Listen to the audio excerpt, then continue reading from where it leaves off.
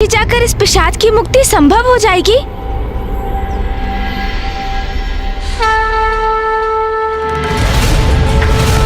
महादेव ने अपने रुद्राक्ष से एक पावन नगरी का निर्माण किया जिसका नाम है काशी।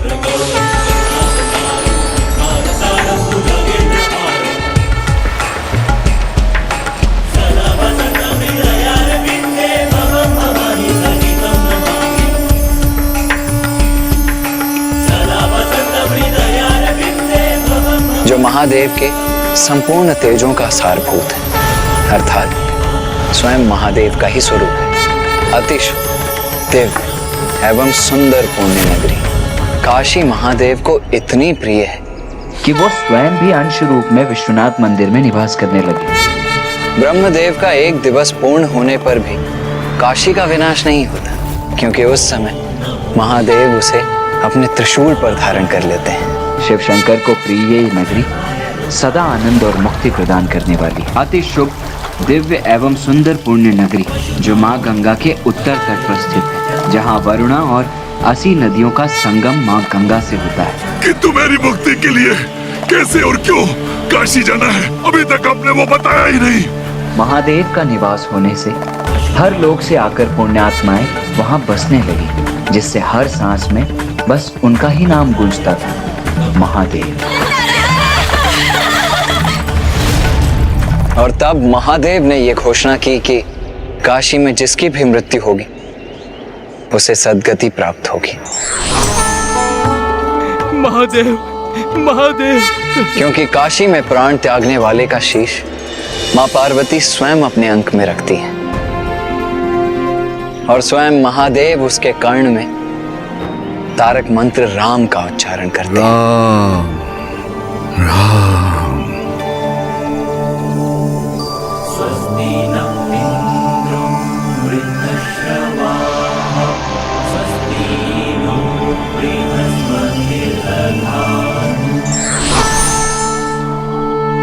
किंतु भैया, तारक मंत्र राम है, वो तो भविष्य में नारायण के अवतार का नाम है ना भैया? हाँ गणेश, नारायण के अवतार श्री राम भविष्य में पृथ्वी पर अवतरित होंगे, किंतु उनके नाम की महिमा तो उनके जन्म के पूर्व से ही प्रतिष्ठित है। राम शब्द में नारायण के नाम से र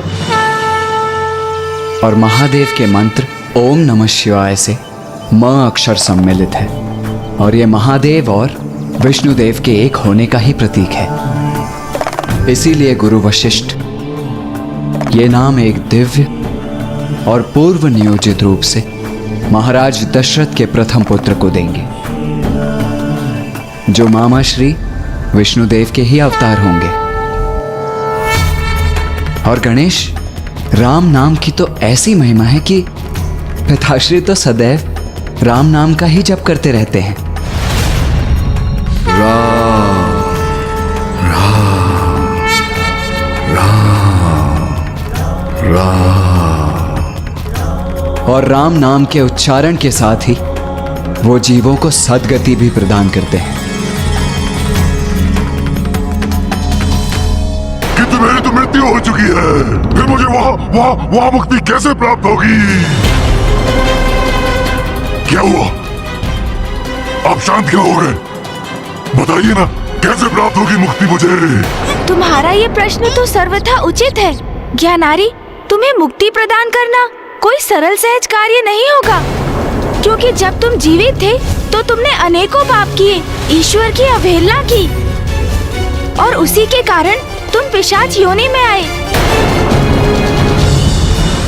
किंतु काशी एक दिव्य और पावन स्थली है, और मुझे विश्वास है एक बार हम वहाँ पहुँच गए तो तुम्हें मुक्ति प्रदान करने का भी कोई ना कोई मार्ग अवश्य निकल आएगा। तो यहाँ की प्रतीक्षा करें। चलिए चलिए प्रभु, काशी चलिए प्रभु, चलिए चलिए प्रभु, चलिए चलिए। वहाँ चलकर मेरी मुक्ति का कोई मार्ग ढूंढिए प्रभु, चलिए। चलेंगे, अवश्य चलेंगे ज्ञानारी, किंतु उसके पूर्व मुझे और भैया को माँ और पिताश्री से इसकी अनुमति लेनी होगी। इसलिए सर्वप्रथम हमें कैलाश लौटना होगा। जो भी करना है शीघ्र कीजिए, क्योंकि अब मैं इस पिशाच योनि में और अधिक समय तक नहीं रह सकता। अति पीड़ा में हूँ मैं। माँ, पिताश्री, हमें आपसे एक विशेष अनुमति चाहिए। किस बात के लिए विशेष अनुमति पुत्र? माँ, हमें काशी जाना होगा।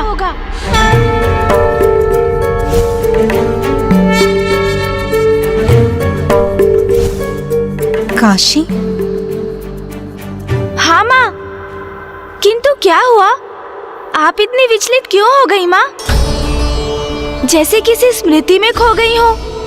नहीं पुत्र, कुछ नहीं। ये मैंने क्या सुना? गणेश के मुख से काशी का नाम? काशी का नाम सुनते ही तुम्हारे पिताश्री तो अति आनंदित हो उठते हैं। किंतु पुत्र कार्तिकेय, पुत्र गणेश, तुम दोनों को काशी जाने की क्या आवश्यकता है? एक पिशाच को मुक्ति दिलाने के लिए उचित कह रहा हूं ना पुत्रो? जी पिताश्री।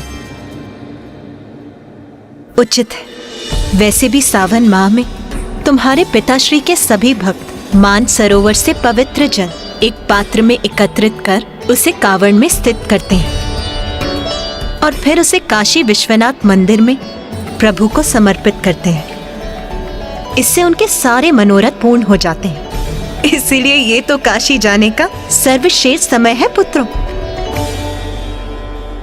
जाओ पुत्रो, अपना दायित्व निभाओ। प्रणाम पिताश्री। प्रणाम माँ। किंतु नाथ, मैं ये समझने में असमर्थ हूँ कि पुत्र गणेश और कार्तिकेय एक पिशाच की मुक्ति के लिए काशी क्यों जा रहे हैं?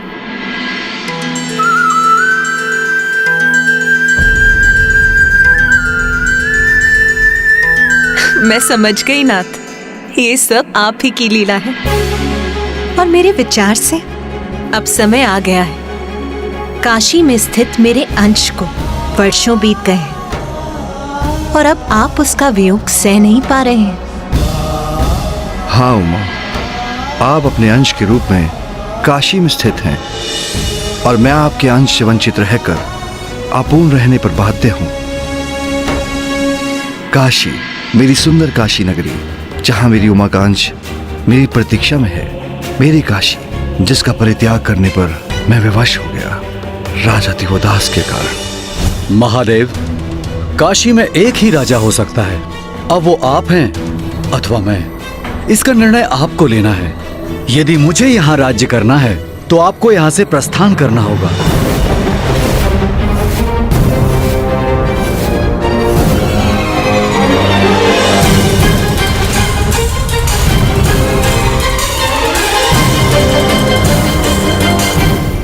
उमा, मेरा काशी त्यागने का समय आ गया है, किंतु आपको तो यहीं रहना होगा, क्योंकि आपको अपने निवास पर दृष्टि भी तो रखनी है। किंतु स्वामी, स्वामी रुक जाइए स्वामी।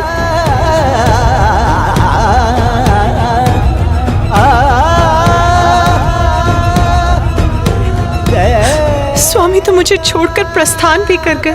आपके अंश को काशी में पीछे छोड़कर मेरा अंश आपके अंश से विलग होकर मंदराचल में स्थित होने के लिए विवश हो गया, किंतु ये वियोग असहनीय है। जब तक आप लौटकर नहीं आते स्वामी, मैं इसी प्रकार ऊपर की ओर दिशा में देखकर आपकी प्रतीक्षा करूंगी। उस समय से उमा अपने आंशिक रूप में काशी में अकेली ही विराजमान है। वो वहाँ अपने भक्तों के लिए स्थित है, उन्हें दर्शन देकर उनकी मनोकामनाएं पूर्ण करती है, किंतु उनकी दृष्टि सदा ऊपर की ओर ही रहती है, इस आशा में कि उनके स्वामी अर्थात मैं उनके लिए कब लौटूंगा। हमारे एक होने का वो मधुर क्षण आ ही गया उमा, किंतु ये सब हमारे पुत्र गणेश के कारण ही संभव हो पा रहा है। अब हम यहाँ मानसरोवर के निकट क्या कर रहे हैं प्रभु? काशी के लिए अपनी यात्रा प्रारंभ क्यों नहीं कर रहे हैं? मेरे प्रभु और कुमार कार्तिकेय आप पर कृपा कर आपकी सहायता करने के लिए तैयार हो गए, और आप तब भी उन पर अपनी इच्छा लाद कर उन्हें शीघ्रता करने के लिए कह रहे हैं। मूषक जी, ज्ञानारी का पिशाच अति अप्रसन्न है। वो शीघ्र अति शीघ्र मोक्ष प्राप्त करना चाहता है, इसीलिए वो इतना अधीर हो रहा है। आप समझने का प्रयास कीजिए मूषक जी। जिस स्थिति में वो है वो अत्यंत कष्टदायक अवस्था है। उचित है प्रभु। किंतु ज्ञानारी, आपको थोड़ा धीरज रखना होगा, क्योंकि काशी यात्रा आरंभ करने के पूर्व कुछ विधि विधान का पूर्ण होना अनिवार्य है। सर्वप्रथम हम मान सरोवर से पावन जल लेंगे, फिर उस जल को कावड़ में स्थित कर शिव भजन गाते हुए काशी की ओर प्रस्थान करेंगे। हमें आपके पुत्र सुबोध को भी वहां बुलाना होगा।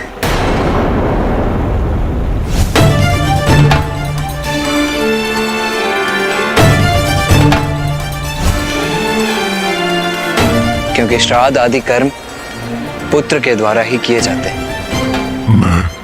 मैं अपने पुत्र सुबोध से भेंट करूंगा। सुबोध। हाँ ज्ञानारी जी, और मैंने एक गण के माध्यम से सुबोध को संदेश भिजवा दिया है। वत्स सुबोध काशी में ही हमसे भेंट करेगा। हम तो यही खड़े खड़े ये वार्तालाप कर रहे हैं। मैंने आपकी तब भी प्रतीक्षा की थी जब आप काशी जाने की अनुमति लेने गए थे, किंतु अब ये विधि विधान आरंभ होने की प्रतीक्षा कर रहा हूँ। अब अधिक प्रतीक्षा करना संभव नहीं है। चलिए शीघ्र यात्रा आरंभ करते हैं। चलिए। आओ गणेश, हम भी अपनी यात्रा आरंभ करते हैं। हर हर महादेव। हर हर महादेव। महादेव। हर हर महादेव। हर हर महादेव।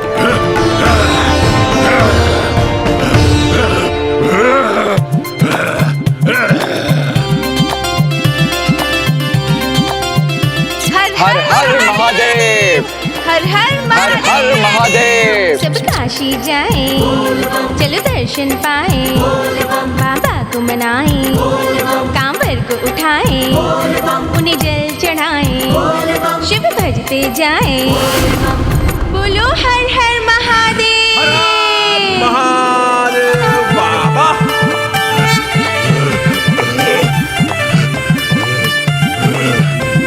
शिव शंकर महादानी है, भोलेनाथ शिव शंकर महादानी है। त्रिलोकेश्वर त्रिपुरारी है काशीनाथ, त्रिलोकेश्वर त्रिपुरारी है। सुखकारी दुखहारी कैलाशनाथ, सुखकारी दुखहारी है। शिव शंकर महादानी है, भोलेनाथ शिव शंकर महादानी। शीघ्रता कीजिए, मुझे मुक्ति चाहिए। मुक्ति चाहिए।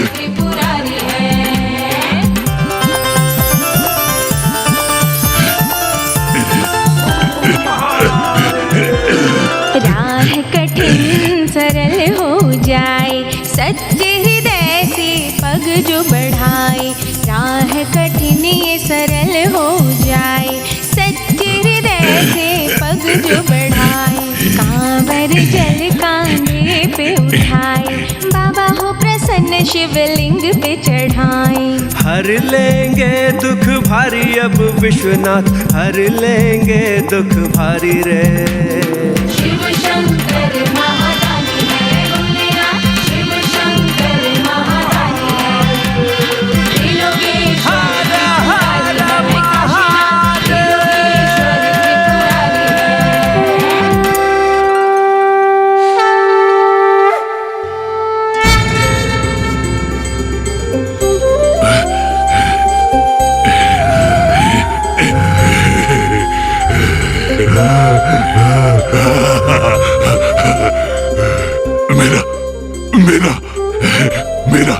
मेरा पुत्र सुबोध। सुबोध, मेरे पुत्र, मैं तुम्हें अपने वक्ष से लगाना चाहता हूँ पुत्र। आलिंगन करना चाहता हूँ तुम्हारा मेरे पुत्र। किंतु मैं तो पिशाची योनि में हूँ, किंतु ये संभव नहीं पुत्र।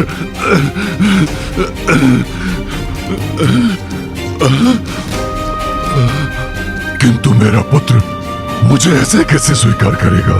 नहीं, ऐसे तो वो मुझसे भयभीत हो जाएगा।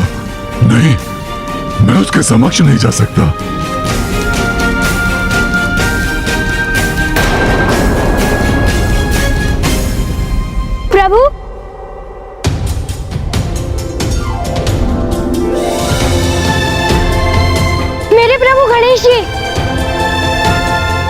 कल्याण हो सुबोध।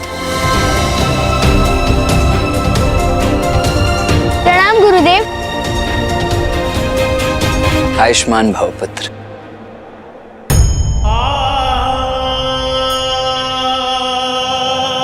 नहीं, मैं अपने इस रूप में अपने पुत्र के समक्ष नहीं जाऊंगा। उसकी दृष्टि अपने इस क्रूर विकृत पिता पर नहीं पड़ने दूंगा। प्रभु, आपका ये संदेश पाकर मैं अत्यंत प्रसन्न हुआ।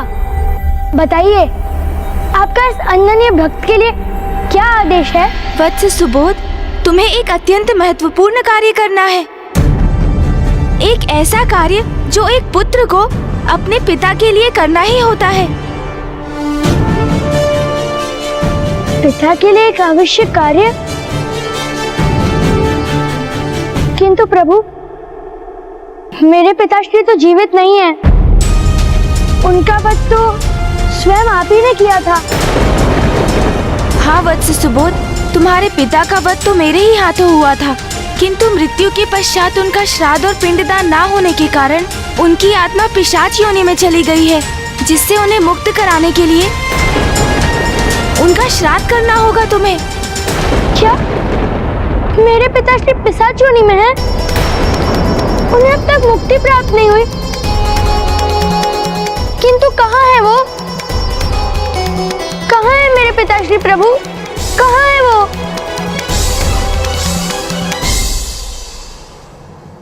यहाँ।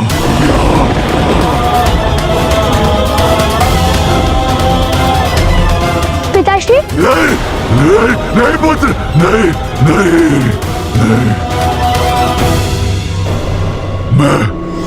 मैं तुम्हारा वो पिता नहीं हूँ जिससे तुम परिचित थे। अब अपने इस क्रूर और भयंकर रूप में मैं तुम्हारे समक्ष आने में संकोच कर रहा हूँ। कहीं तुम मेरा ये रूप देखकर भयभीत न हो जाओ। पिताश्री, एक पिता से पुत्र कदापि भयभीत नहीं हो सकता है।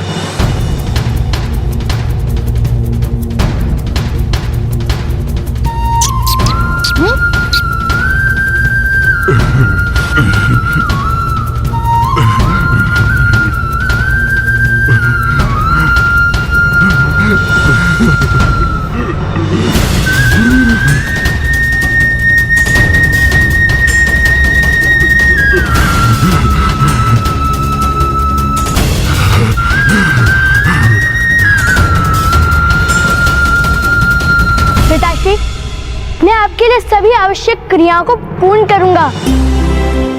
आपके प्रति अपना कर्तव्य निभाऊंगा, जिससे आपको इस योनि से मुक्ति प्राप्त हो सके।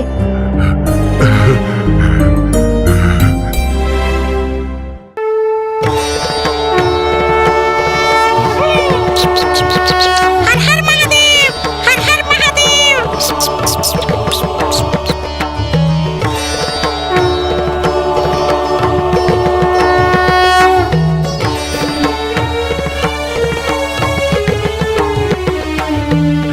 कैसे मिलेगी? अर्थात मेरी मुक्ति। शीघ्र चलिए प्रभु, शीघ्र चलिए प्रभु। नहीं, हम ऐसे आगे नहीं बढ़ सकते। इस भूमि पर पांव धरने से पूर्व हमें इसका नमन करना अति आवश्यक है।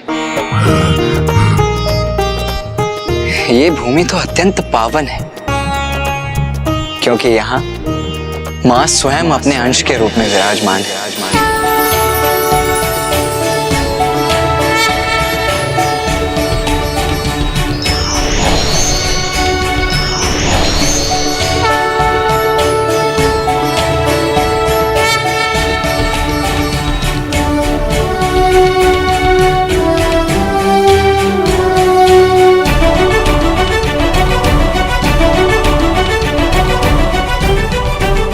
जो पृथ्वी पर स्थित होकर भी पृथ्वी से संबद्ध नहीं है, जिसने मृत्यु लोक जैसे निम्न लोक में स्थित होकर भी स्वयं को स्वर्ग से भी उच्च पद पर स्थापित किया है, जो भौतिक माया में रहकर भी मोक्ष प्रदान करने वाली है, जहां आकर मृत आत्माएं तक निर्मल हो जाती हैं, और तीनों लोकों को पवित्र करने वाली मां गंगा जिसे स्वयं सुशोभित करती है।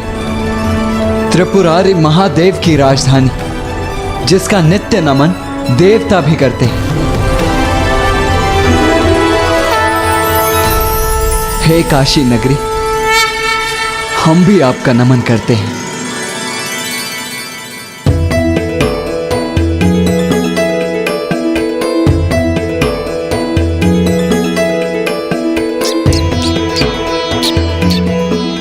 काशी शब्द का अर्थ है प्रकाश प्रदान करने वाली नगरी, जहां आकर संसार का मोह ही मिट जाता है, अहंकार मिट जाता है और ये गूढ़ ज्ञान प्राप्त होता है कि जीवन की सार्थकता तो मात्र सत्कर्म करने और ईश्वर से जुड़ने में है। आइए अब हम इस पावन नगरी में प्रवेश करें।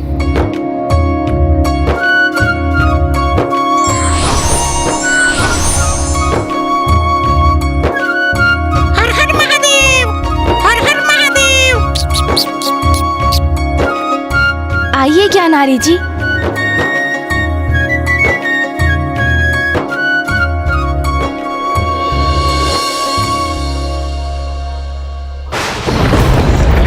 रुक जाओ।